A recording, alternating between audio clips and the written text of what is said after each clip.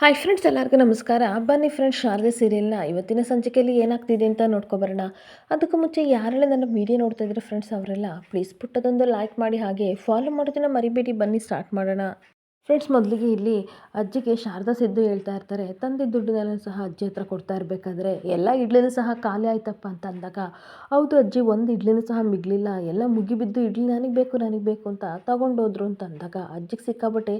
ಖುಷಿ ಜೊತೆಗೆ ಕಣ್ಣೀರು ಹಾಕ್ತಾ ಇರುತ್ತೆ. ನಿಜವಾಗ್ಲೂ ನನಗೆ ತುಂಬ ಖುಷಿ ಆಗ್ತಿದೆ ಕಣಪ್ಪ, ದುಡ್ಕೊಂಡು ತಿನ್ನೋಕ್ಕಂತೂ ಈ ವಯಸ್ಸಿನಲ್ಲಿ ನನಗೆ ಆಗ್ತಾ ಇರಲಿಲ್ಲ, ಆದರೆ ಇವತ್ತು ನನಗೆ ಇಷ್ಟೊಂಥರ ದುಡ್ಡನ್ನ ತಂದುಕೊಟ್ಟಿದ್ಯಾ, ಕಷ್ಟಪಟ್ಟು ನೀನು ನಿಂತು ಮಾರಿದ್ಯಾ, ಈ ದುಡ್ಡು ನಿಮಗೆ ಸೇರಬೇಕು ಅಂತ ಅನ್ಬೇಕಾದ್ರೆ, ಇಲ್ಲ ಇಲ್ಲ, ಈ ದುಡ್ಡು ನಿಮಗೇ ಸೇರಬೇಕು ಅಜ್ಜಿ, ಇದನ್ನು ನೀವು ಇಟ್ಕೊಳ್ಳಿ, ಔಷಧಿಗೆ ಬೇಕಾಗುತ್ತೆ, ಕೂಲಿಂದ ನಮಗೆ ಸ್ವಲ್ಪ ಕೊಡಿ ಅಷ್ಟೇ ಸಾಕು ಅಂತ ಶಾರದೆ ಹೇಳ್ತಾ ಇರಬೇಕಾದ್ರೆ, ಎಷ್ಟು ಒಳ್ಳೆ ಮನಸ್ಸಮ್ಮ ನಿಮ್ಮದು. ಆದರೆ ಏನು ಮಾಡಲಿ, ಈ ವಯಸ್ಸಿನಲ್ಲಿ ದುಡಿದು ತಿನ್ನೋ ಶಕ್ತಿ ನನಗಿಲ್ಲ, ಹಾಗೆ ನನ್ನವರು ಅಂತ ಈ ಪ್ರಪಂಚದಲ್ಲಿ ಒಂದು ಜೀವನೂ ಇಲ್ಲಮ್ಮ ಅಂತ ಕಣ್ಣೀರಾಗ್ತಿರ್ಬೇಕಾದ್ರೆ, ಯಾಕಜ್ಜಿ ಈ ರೀತಿ ಅಂತೀರಾ, ನಾವಿಬ್ಬರು ನಿಮ್ಮ ಜೊತೆ ಯಾವಾಗಲೂ ಇರ್ತೀವಿ ಅಂತ ಅಂದಾಗ, ನಿನ್ನ ಮನಸ್ಸು ತುಂಬ ಒಳ್ಳೇದಮ್ಮ ಅಂತ ಅಜ್ಜಿ ಶಾರದನ ಹತ್ರ ಹೇಳ್ಕೊಂಡು ಕಣ್ಣೀರಾಗ್ತಾ ಇರ್ತಾರೆ.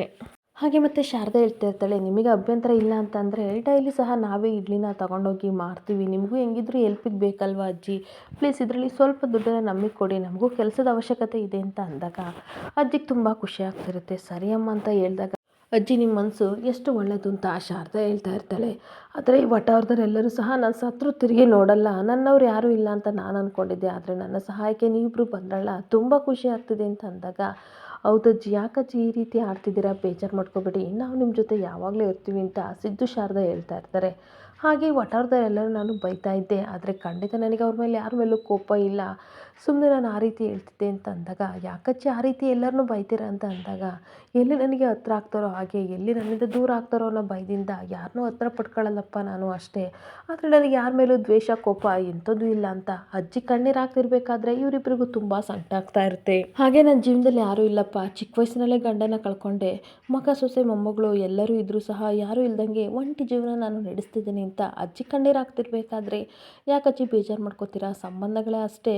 ಕೆಲವು ಟೈಮ್ ಅಷ್ಟೇ ನಮ್ಮ ಹಣೆ ಬರದಲ್ಲಿ ಇರೋದು, ಏನೂ ಮಾಡೋಕ್ಕಾಗಲ್ಲ, ನಾವೆಲ್ಲರೂ ಕಳ್ಕೊಬಿಡ್ತೀವಿ, ಆದರೆ ಒಟ್ಟಾರೆ ಜನ ನಿಮ್ಮ ಜೊತೆ ಇರ್ತಾರೆ, ಜೊತೆಗೆ ನಾವಿಬ್ಬರು ಯಾವಾಗಲೂ ನಿಮ್ಮ ಜೊತೆ ಇರ್ತೀವಿ, ಟೆನ್ಷನ್ ಮಾಡ್ಕೋಬೇಡ ಅಜ್ಜಿ, ಇವಾಗ ನೀವು ರೆಸ್ಟ್ ತಗೊಳ್ಳಿ ಅಂತ ಅಂದ್ಬಿಟ್ಟು ಅಜ್ಜಿನ ಮಲಗಿಸಿ ಹಾಗೆ ಇನ್ನೊಂದು ಕಡೆ ನವೀನ ಮತ್ತು ಪಾಲಾಕ್ಷ ಮನೆ ಕಡೆಗೆ ಹೋಗ್ತಾ ಇರಬೇಕಾದ್ರೆ ನವೀನ ಹೇಳ್ತಾ ಇರ್ತಾನೆ, ಅಪ್ಪ ದಯವಿಟ್ಟು ಮೊದಲು ಅಕ್ಕನಿಗೆ ಕಾಲ್ ಮಾಡಿ ಹೇಳು, ಫೋನ್ ಸಮಸ್ಯೆ ಸಾಲ್ವ್ ಆಯಿತು ಅಂತ ಹೇಳು, ಇಲ್ಲ ಅಂತಂದರೆ ಒಂದೇ ಸಮಯ ಕಿರ್ಚಾಡ್ತಾಳೆ ಅಂತ ಅಂದಾಗ, ಈ ಕಡೆ ಜ್ಯೋತಿಕನಿಗೆ ಕಾಲ್ ಮಾಡೋಕ್ಕೆ ಅಂತ ಪಾಲಾಕ್ಷ ಹೋಗ್ತಾ ಇರ್ತಾನೆ. ಹಾಗೆ ಜ್ಯೋತಿಕ ಯೋಚನೆ ಮಾಡ್ತಾ ಇರಬೇಕಾದ್ರೆ ಕಾಫಿ ತೊಗೊಂಡು ಬಂದಾಗ, ಥ್ಯಾಂಕ್ಸ್ ರಾಣಿ, ನನಗಂತೂ ಸಿಕ್ಕಾಬಟ್ಟೆ ತಲೆ ನೋವ್ತಿತ್ತು ಅಂತ ಅಂದಾಗ, ಇಬ್ಬರು ಕಾಫಿ ಕುಡಿತಿರ್ಬೇಕಾದ್ರೆ ಫೋನ್ ಏನಾದರೂ ಬಂದಿತ್ತಾ ಪಾಲಾಕ್ಷಿನ ಕಡೆಯಿಂದ ಅಂತ ಪಾರಿಜಾತ ಕೇಳೋ ಅಷ್ಟರಲ್ಲೇ ಫೋನ್ ರಿಂಗ್ ಆಗ್ತಾ ಇರುತ್ತೆ. ನೋಡು ನೋಡು, ಫೋನ್ ಬಂತು ಆಲ್ರೆಡಿ, ತಡಿ ಮಾತಾಡ್ತೀನಿ ಅಂತ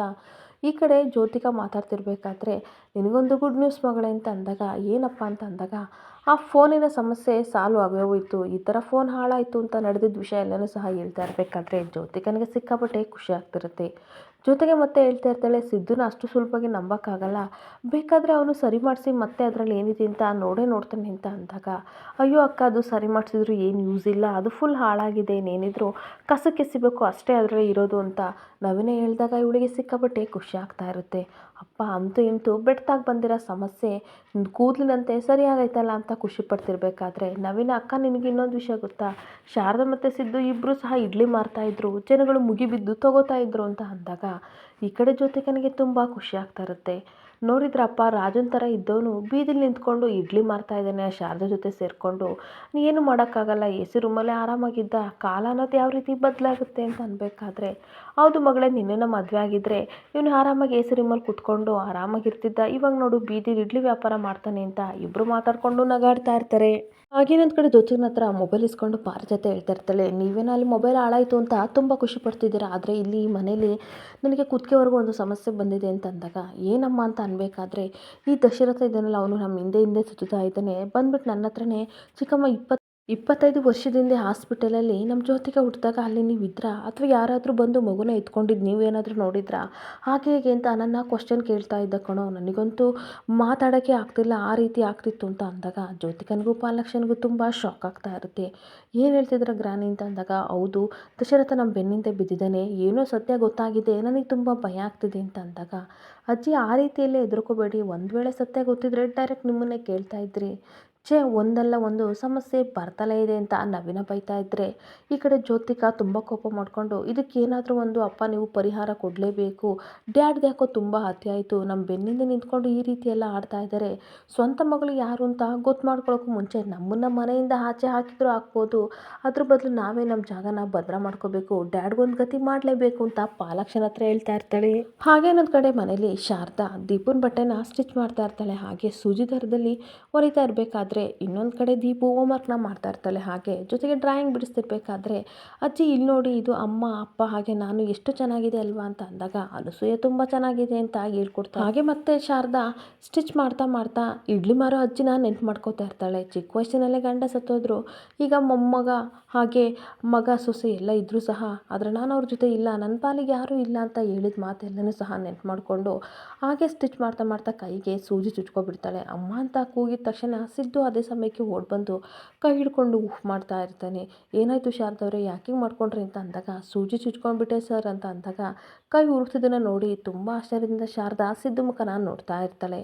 ಹಾಗೆ ಯಾವ ಯೋಚನೆಯಲ್ಲಿ ನೀವು ಈ ಥರ ಮಾಡ್ಕೊಬಿಟ್ರಿ ಶಾರದವ್ರೆ ಅಂತ ಅಂದಾಗ ಅದೇ ಅಜ್ಜಿ ಇಡ್ಲಿ ಮಾರೋ ಅಜ್ಜಿ ಯೋಚನೆಯಲ್ಲಿ ಈ ರೀತಿ ಮಾಡ್ಕೊಬಿಟ್ಟೆ ಅಷ್ಟೇ ಸರ್ ಅಂತ ಹೇಳ್ತಾ ಇರ್ತಾಳೆ. ಹಾಗೆ ಮತ್ತೆ ಶಾರದಾ ಹೇಳ್ತಾ ಇರ್ತಾಳೆ, ಇವಾಗೇನೋ ನಡೆಯುತ್ತೆ ಆದರೆ ವಯಸ್ಸಾದ್ಮೇಲೆ ಹೆಂಗೆ ಸರ್ ಅಂತ ಅಂದಾಗ ನೀವ್ಯಾಕೆ ಯೋಚನೆ ಮಾಡ್ತಾ ಇದ್ದೀರಾ, ನೀವು ಮುದುಕೆ ಆದರೂ ಸಹ ನಿಮ್ಮ ಜೊತೆ ನಾನು ಯಾವಾಗಲೂ ಇರ್ತೀನಿ, ಒಬ್ಬಂಟಿ ಅಂತ ನೀವು ಅನ್ಕೋಬೇಡಿ ಅಂತ ಅಂದಾಗ ಶಾರದನಿಗೆ ಸಿಕ್ಕಾಬಟ್ಟೆ ಖುಷಿ ಆಗ್ತಾ ಇರುತ್ತೆ. ನೀವು ಮರಿ ಮಕ್ಕಳನ್ನ ಆಡಿಸಿ ಎತ್ತಾಡಿ ಮುದ್ದಾಡಿದ್ರು ಸಹ ನಿಮ್ಗೆ ಎಷ್ಟೇ ವಯಸ್ಸಾದರೂ ಸಹ ನಿಮ್ಮ ಜೊತೆ ನಾನು ಯಾವಾಗಲೂ ಇರ್ತೀನಿ ಕಣ್ರಿ ಅಂತ ಅಂದಾಗ ಸಿಕ್ಕಾಬಟ್ಟೆ ಖುಷಿಯಿಂದ ಸಿದ್ದು ಮುಖನ ನೋಡ್ತಾ ಇರ್ತಾಳೆ. ಅಷ್ಟೊತ್ತಿಗೆ ದೀಪು ನಾನು ನಿಮ್ಮ ಜೊತೆ ಯಾವಾಗಲೂ ಇರ್ತೀನಮ್ಮ ಅಂತ ಅಂದಾಗ ಅನಸೂಯ ನಾನೆಲ್ಲೋಗ್ಲಿ ನಾನು ನಿಮ್ಮ ಜೊತೆ ಇದ್ದೇ ಇರ್ತೀನಿ ಅಂತ ಅಂದಾಗ ಶಾರದನಿಗೆ ಸಿಕ್ಕಾಪಟ್ಟೆ ಖುಷಿ ಆಗ್ತಿರುತ್ತೆ. ಅಷ್ಟರಲ್ಲಿ ಶಾರದಾ ಫೋನು ರಿಂಗ್ ಆಗ್ತಾ ಇರುತ್ತೆ. ಹಾಗೆ ಹಲೋ ಯಾರು ಅಂತ ಕೇಳಬೇಕಾದ್ರೆ ಆ ಕಡೆಯಿಂದ ಆರತಿ ಬಾಯಿಗೆ ಖರ್ಚಿಪ್ ಹಾಕ್ಕೊಂಡು ಮಾತಾಡ್ತಾ ಇರ್ತಾಳೆ. ಮೇಡಮ್ ಅದೇ ಲಕ್ಕಿ ಡ್ರಾ ಅಂತ ಆವಾಗಲೇ ಫೋನ್ ಮಾಡಿದ್ವಲ್ಲ, ಅವರು ನಾವು ಮಾಡ್ತಾ ಇರೋದು ನಿಮ್ಮ ಅಡ್ರೆಸ್ಸಿಗೆ ಬಹುಮಾನನ ಕಳಿಸಿದ್ವಿ ಮೇಡಮ್, ಹಾಗೆ ಬಹುಮಾನ ತೊಗೋಬೇಕಾದ್ರೆ ಒಂದು ಫೋಟೋ ಕಳಿಸಿ ನನಗೆ ಕಳಿಸಿ, ಯಾಕೆ ಅಂತ ಅಂದರೆ ಅದು ಕಂಪನಿಗೋಸ್ಕರ ಬೇಕು ಅಂತ ಅಂದಾಗ ಇನ್ನು ಫೋಟೋ ಕಳಿಸ್ಬೇಕಂತ ಅಂದಾಗ ಅದಕ್ಕೆ ಯಾಕೆ ತಲೆ ಕೆಡಿಸ್ಕೋತೀಯ, ಕಳಿಸಿದ್ರೆ ಆಗುತ್ತೆ ಬಿಡು ಅಂತ ಅನಸೂಯ ಹೇಳ್ತಾ ಇರ್ತಾಳೆ. ಥ್ಯಾಂಕ್ಸ್ ಮೇಡಮ್, ನಾವು ಅದನ್ನು ದುರುಪಯೋಗ ಪಡ್ಕೊಳ್ಳಲ್ಲ, ಕಂಪನಿಯಲ್ಲಿ ನಾವು ಹಾಕೋತೀವಿ, ಈ ವರ್ಷದಲ್ಲಿ ಯಾರಿಗೆ ಗಿಫ್ಟ್ ಬಂತು ಅದಕ್ಕೋಸ್ಕರ ತೋರ್ಸೋಕ್ಕಷ್ಟೇ, ನೀವು ಟೆನ್ಷನ್ ತೊಗೋಬೇಡಿ, ನೀವು ಗಿಫ್ಟ್ನ ರಿಸೀವ್ ಮಾಡ್ಕೊಳ್ಳಿ ಅಂತ ಅಂದಾಗ ಸರಿ ಅಂದ್ಬಿಟ್ಟು ಶಾರದಾ ಫೋನ್ ಕಟ್ ಮಾಡ್ತಾಳೆ. ಹಾಗೆ ಇನ್ನೊಂದು ಕಡೆ ಶಾರದಾ ಬೈತಾ ಇರ್ತಾಳೆ, ನನಗಂತೂ ಇದು ಯಾಕೋ ನಂಬಕ್ಕಾಗ್ತಾ ಇಲ್ಲ, ಮೊದಲೆಲ್ಲ ಗಿಫ್ಟು ಅಂತ ಅಂತಿದ್ರು, ಇವಾಗ ಫೋಟೋ ಅಂತ ಅಂತಿದ್ದಾರೆ, ಫೋಟೋ ಗಿಟ ಎಲ್ಲ ನಾನು ತೆಗೆಸ್ಕೊಳ್ಳಲ್ಲ ಸರ್ ಅಂತ ಅನ್ಬೇಕಾದ್ರೆ ಏನಿಲ್ಲ ಹೆದರ್ಕೋಬೇಡಿ, ನಿಮ್ಮ ಜೊತೆ ನಾನು ಇರ್ತೀನಿ, ನಿಮಗೆ ಗಿಫ್ಟ್ ಕೊಡ್ತಾರಲ್ವಾ ಅದಕ್ಕೋಸ್ಕರ ಒಂದು ಪ್ರೂಫಿಗೆ ಅಂತ ಫೋಟೋ ತೆಗೆಸ್ಕೋಬೇಕು ಅಂತ ಅಂತಿದ್ದಾರೆ, ಟೆನ್ಷನ್ ತೊಗೋಬೇಡಿ, ನೀವು ಹೋಗಿ ಮೊದಲು ರೆಡಿಯಾಗಿ ಬನ್ನಿ ಅಂತ ಅಂದಾಗ ಏನೂ ರೆಡಿ ಆಗಬೇಕಾ, ಯಾಕೆ ಸರ್ ನಾನು ಇದೇ ರೀತಿ ಬರ್ತೀನಿ ಅಂತ ಅಂದಾಗ ಅಯ್ಯೋ ನಿಮಗೆ ಗೊತ್ತಾಗಲ್ವೇನ್ರಿ, ಈ ಥರ ಅಷ್ಟು ದೊಡ್ಡ ಗಿಫ್ಟ್ ಕೊಟ್ಟಮೇಲೆ ಒಂದು ಫೋಟೋ ತೆಗೆಸ್ಕೊತಾರೆ, ಆ ಫೋಟೋನ ನಾಳೆ ಪೇಪರಲ್ಲೆಲ್ಲ ಹಾಕ್ಬೋದು, ಅವಾಗ ಈ ಡ್ರೆಸ್ಸಲ್ಲಿ ಬರ್ತೀರಾ, ಅದಕ್ಕೆ ಒಂದು ಒಳ್ಳೆ ಸೀರೆ ಉಟ್ಕೋಬೇಕು ಅಂತ ಅಂದಾಗ ನನ್ನ ಕೈಲಾಗಲ್ಲ, ಬೇಕಾದರೆ ನೀವೇನೇ ಹೊಸ ಬಟ್ಟೆ ಹಾಕೊಂಡು ಹೋಗಿ ಅಂತ ಅನ್ಬೇಕಾದ್ರೆ ನಾನು ಯಾಕ್ರಿ ಹೋಗಲಿ, ಶಾರದಾ ಅನ್ನೋರ ಹೆಸರಲ್ಲಿ ಈ ಕಡೆ ಗಿಫ್ಟ್ ಬರ್ತಾ ಇರೋದು ನನಗಲ್ಲ, ಅವ್ರೇನಾದ್ರು ಶಾರದಾ ಅಂತ ಕರೆದ್ರೆ ನಾನು ನೋಡೋಗೋಕ್ಕಾಗುತ್ತಾ, ನನ್ನ ಹೆಸರು ಸಿದ್ಧಾರ್ಥ ಅಂತ ನಮ್ಮ ಮನೇಲೆಲ್ಲ ಇಟ್ಟಿದ್ದಾರೆ, ನಾನು ಅದನ್ನು ಬಿಟ್ಟು ಶಾರದಾ ಅಂತ ಬದಲಾಯಿಸ್ಕೊಳಕ್ಕಾಗಲ್ಲ ಅಂತ ಅಂದಾಗ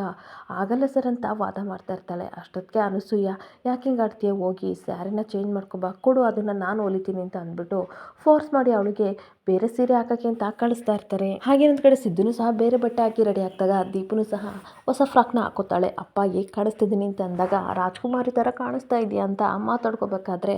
ಅನಸೂಯ ನಾನು ರೆಡಿ ಸಿದ್ಧಾರ್ಥ ಅವ್ರೆ ಅಂತ ಹೇಳ್ತಾ ಇರ್ತಾಳೆ. ಅಷ್ಟೊತ್ತಿಗೆ ಆರತಿ ಮನೆಗೆ ಬರ್ತಾಳೆ. ಆರತಿ ಇವಾಗ ಬಂದ, ಹೇಗಿದೆಯಾ ಅಂತ ಸಿದ್ದು ಕೇಳ್ತಿರ್ಬೇಕಾದ್ರೆ ನಾನು ಸೂಪರ್, ನಾನು ತುಂಬ ಚೆನ್ನಾಗಿದ್ದೀನಿ ಅಂತ ಸಿದ್ದು ಹೇಳ್ತಾ ಇರ್ತಾನೆ.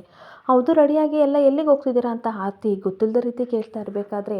ಏನಿಲ್ಲ ಆರತಿ, ಏನು ಗೊತ್ತಾ, ಲಕ್ಕಿ ಡ್ರಾ ಅಂತ ಹೇಳ್ತಾ ಇದ್ನಲ್ಲ, ಆ ಲಕ್ಕಿ ಡ್ರಾ ಬಂದೇ ಬಂತು, ನಮ್ಮ ಶಾರದವ್ರ ಕೈಗುಣ ನೋಡಿ ಅದೃಷ್ಟನೇ ಚೇಂಜ್ ಆಯಿತು, ಒಂದು ಗಿಫ್ಟ್ ಕೊಡ್ತಾರಂತೆ, ಹಾಗೆ ಫೋಟೋನು ತೆಗೆಸ್ಕೋಬೇಕಂತೆ, ಅದಕ್ಕೋಸ್ಕರ ಸ್ವಲ್ಪ ಬಟ್ಟೆ ಚೆನ್ನಾಗಿರಲಿ ಅಂತ ಹಾಕ್ಕೊಂಡ್ವಿ ಅಂತ ಅಂದಾಗ ಓ ಹೌದಾ, ನನಗೆ ಗೊತ್ತೇ ಇರಲಿಲ್ಲ, ಫೋಟೋ ಬೇರೆ ತೆಗಿತಾರ, ಹಾಗೆ ದೊಡ್ಡ ಗಿಫ್ಟ್ ಬೇರೆ ಕೊಡ್ತಾರ ಅಂತ ಹೇಳ್ಬೇಕಾದ್ರೆ ನೀನು ನೋಡಿವಂತೆ ಇರು ಅಂತ ಸಿದ್ದು ಹೇಳ್ತಾ ಇರ್ತಾನೆ. ಅಷ್ಟೊತ್ತಿಗೆ ಶಾರದಾ ರೆಡಿಯಾಗಿ ಬಂದಿದ್ದನ್ನು ನೋಡಿ ಸಿದ್ದುಗೆ ಸಿಕ್ಕಾಬಟ್ಟೆ ಖುಷಿ ಆಗ್ತಾ ಇರುತ್ತೆ. ಆಗ ಆರತಿ ಯಾವಾಗ ಬಂದೆ ನೀನು ಅಂತ ಅಂದಾಗ ಇವಾಗ ಬಂದೆ, ಅದಕ್ಕೆ ತುಂಬ ಚೆನ್ನಾಗಿ ಕಾಣ್ತಿದ್ದೀರಾ, ಯಾವ ದೃಷ್ಟಿ ನಿಮಗೆ ಬೀಳ್ದಲ್ಲೇ ಇರಲಿ ಅಂತ ದೃಷ್ಟಿ ಬೇಕಾದರೆ ಹಾಗೇನಿಲ್ಲ ಬಿಡು ಆರತಿ, ನಾನು ಚೆನ್ನಾಗೇನು ರೆಡಿಯಾಗಿಲ್ಲ, ಹಾಗೆ ಒಳ್ಳೆ ಸೀರೆನೂ ನಾನು ಉಟ್ಟಿಲ್ಲ ಅಂತ ಅನ್ಬೇಕಾದ್ರೆ ಇಲ್ಲ ಶಾರದವ್ರೆ, ಈ ಕಲರ್ ನಿಮಗೆ ತುಂಬ ಚೆನ್ನಾಗಿ ಮ್ಯಾಚ್ ಆಗುತ್ತೆ ಅಂತ ಸಿದ್ದು ಹೇಳ್ತಿರ್ಬೇಕಾದ್ರೆ ಆಲ್ರೆಡಿ ಬಂತಲ್ಲ ಅನ್ನದ ಸರ್ಟಿಫಿಕೇಟು ನೋಡಿ ಅಣ್ಣ ನಿಮಗೆ ಹೊಗಳ್ತಾ ಇದ್ದಾನೆ ಅಂತ ಅಂದಾಗ ಈ ಕಡೆ ನಾಚಿಕೆ ಪಟ್ಕೊಂಡು ಹಾಗೆ ಶಾರದಾ ನಿಂತ್ಕೊಬಿಡ್ತಾಳೆ. ಸರಿ ಅಲ್ಲಿ ಲಾರಿ ಸೌಂಡ್ ಏನೋ ಆಗ್ತಾ ಇದೆ, ಬನ್ನಿ ಹೊರಗಡೆ ಏನು ಬಂದಿದೆ ಅಂತ ನೋಡೋಣ ಅಂತ ಹೇಳ್ತಾ ಇರಬೇಕಾದ್ರೆ, ಹೌದು ದೊಡ್ಡ ಲಾರಿ ಸೌಂಡ್ ಆಗ್ತಿದೆ ಅಂತಂದರೆ ದೊಡ್ಡ ಗಿಫ್ಟ್ ಏನೋ ಬಂದಿರ್ಬೋದು, ಬನ್ನಿ ಹೋಗೋಣ ಅಂತ ಸಿದ್ಧಾರ್ಥ ಎಲ್ಲರನ್ನೂ ಕರ್ಕೊಂಡು ಹೋಗ್ತಾ ಇರ್ತಾನೆ. ಹಾಗೆ ಲಾರಿಲಿ ವಾಷಿಂಗ್ ಮಿಷಿನ್ ತಗೊಬರ್ತಾನೆ ನೋಡಿ ಶಾರದನಿಗೆ ತುಂಬ ಆಶ್ಚರ್ಯ ಆಗ್ತಿರುತ್ತೆ. ಅಲ್ಲ ಬಹುಮಾನ ಅಂತ ಅಂದರೆ ಚಿಕ್ಕದಾಗೇನೋ ಪ್ಯಾಕೆಟಲ್ಲಿ ಕೊಡ್ತಾರೆ ಅಂತ ನಾನು ಅಂದ್ಕೊಂಡ್ರೆ ಇವರೇನು ಲಾರಿಲೇ ಕಳಿಸಿದಾರಲ್ಲ ಅಂತ ಅಂದಾಗ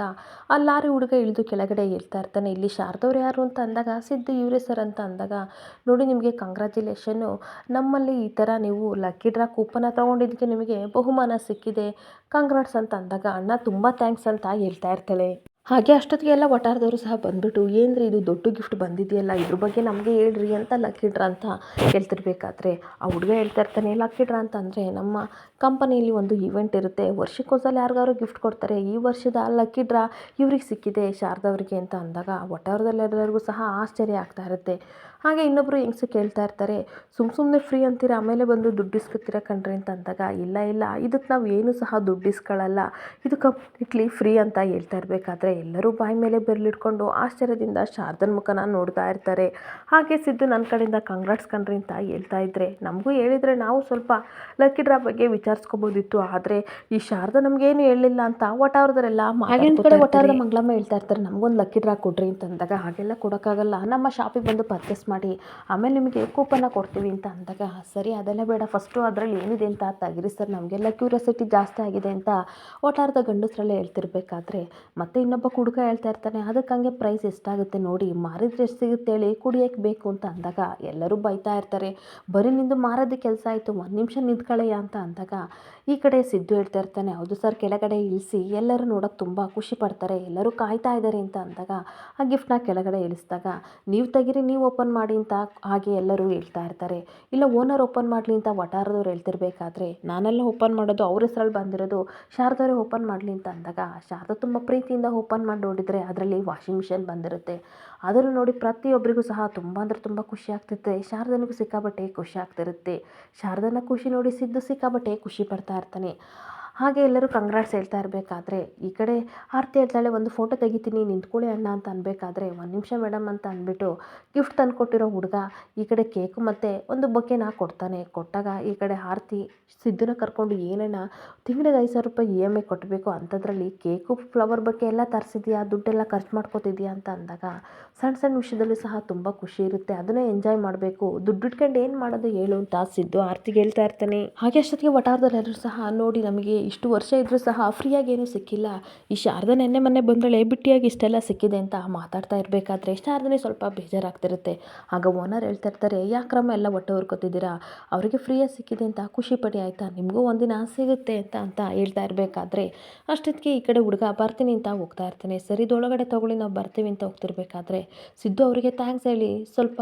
ಈ ಥರ ಗಿಫ್ಟ್ ತಂದಿದ್ದಕ್ಕೆ ತುಂಬ ಥ್ಯಾಂಕ್ಸ್ ಅಂತ ಅಂದ್ಬಿಟ್ಟು ಸ್ವಲ್ಪ ದುಡ್ಡು ಕೊಟ್ಟು ಕಳಿಸ್ದಾಗ, ನಿಮ್ಮನ್ನು ನೋಡಿ ನನಗೆ ತುಂಬ ಖುಷಿ ಆಗ್ತಿದೆ, ನಮ್ಮ ಹೆಂಡ್ತಿಗೆ ವಾಷಿಂಗ್ ಮಿಷಿನ್ ತೊಗೊಂಡು ಹೋಗ್ತೀನಿ ಅಂತ ಆ ಹುಡುಗ ಹೇಳಿ ಗಾಡಿ ತೊಗೊಂಡು ಹೋಗ್ತಾ ಇರ್ತಾನೆ. ಇನ್ನೊಂದು ಕಡೆ ವಟಾರದವರೆಲ್ಲರೂ ಸಹ ಮಾತಾಡ್ತಾ ಇರ್ತಾರೆ. ಈ ಕಡೆ ಕುಡುಕ ಹೇಳ್ತಾ ಇರ್ತಾನೆ, ನೀರನ್ನ ಮೇಲಿಂದ ಉಯ್ಯೋದು ಕೆಳಗಿಂದ ಉಯ್ಯೋದು ನೀರನ್ನ ಅಂತ ಹೇಳ್ತಾ ಇರಬೇಕಾದ್ರೆ, ಸಂಜಯ್ ಸದ್ಯದ್ರೊಳಗಡೆ ಬಿಯರ್ ಹಾಕಬೇಕು ಅಂತ ಹೇಳಿಲ್ವಲ್ಲ ಅಂತ ಅಂದಾಗ ವಟಾರದವರೆಲ್ಲ ನಗಾಡ್ತಾ ಇದ್ದರೆ ಓನರ್ ಹೇಳ್ತಾ ಇರ್ತಾರೆ, ಎಲ್ಲರ ಮನೆಯಲ್ಲೂ ವಾಷಿಂಗ್ ಮಿಷಿನ್ ಬಂದರೆ ಕಷ್ಟ ಆಗುತ್ತೆ, ಎಲೆಕ್ಟ್ರಿಕಲ್ ಬಿಲ್ ಜಾಸ್ತಿ ಆಗುತ್ತೆ ಅಂತ ಅಂದಾಗ ಈ ಕಡೆ ವಟಾರದ ಗಂಡಸರು ಸಹ, ಸಿದ್ಧಾರ್ಥ ಅವರೇ ನೀವೇನೋ ನಿಮ್ಮ ಹೆಂಡ್ತಿಗೆ ವಾಷಿಂಗ್ ಮಿಷಿನ್ ತಂದ್ಕೊಟ್ರಿ, ನಮ್ಮನೆ ಹೆಂಗಸರೆಲ್ಲ ಕೇಳ್ತಾರೆ ಏನು ಮಾಡೋದು ಅಂತ ಅಂದಾಗ, ಏನೂ ಆಗಲ್ಲ ತಂದ್ಕೊಡಿ, ಜಗಳ ಕಮ್ಮಿ ಆಗುತ್ತೆ, ಹಾಗೆ ಜೊತೆಗೆ ಕ್ಯೂನಲ್ಲಿ ನಿಲ್ಲೋದು ಸಹ ಸಮಸ್ಯೆ ಪ್ರಾಬ್ಲಮ್ ಸಾಲ್ವ್ ಆಗುತ್ತಲ್ವ ಸರ್ ಅಂತ ಅನ್ಬೇಕಾದ್ರೆ, ಸರಿಯಾಗಿ ಹೇಳಿದ್ರಿ, ಆದರೆ ನಮ್ಗೆ ಈ ರೀತಿ ಬೇಡ, ಜಗಳ ಆಡೋದೇ ಇಷ್ಟ, ಯಾಕೆಂದರೆ ಎಣ್ಣೆ ಕುಡಿದಾಗ ಉಪ್ಪಿನಕಾಯಿ ಹಾಕೊಂಡ್ರೆ ಎಷ್ಟು ರುಚಿ ಇರುತ್ತೆ ನೋಡಿ, ಆ ರೀತಿ ಇರಬೇಕು ಅಂತ ಈ ಕಡೆ ಕುಡ್ಕ ಹೇಳ್ತಿರ್ಬೇಕಾದ್ರೆ ಎಲ್ಲರೂ ನಗಾಡ್ತಾ. ಸಂಚಿಕೆ ಎಂಡ್ ಆಗ್ತಿದೆ. Thank you friends.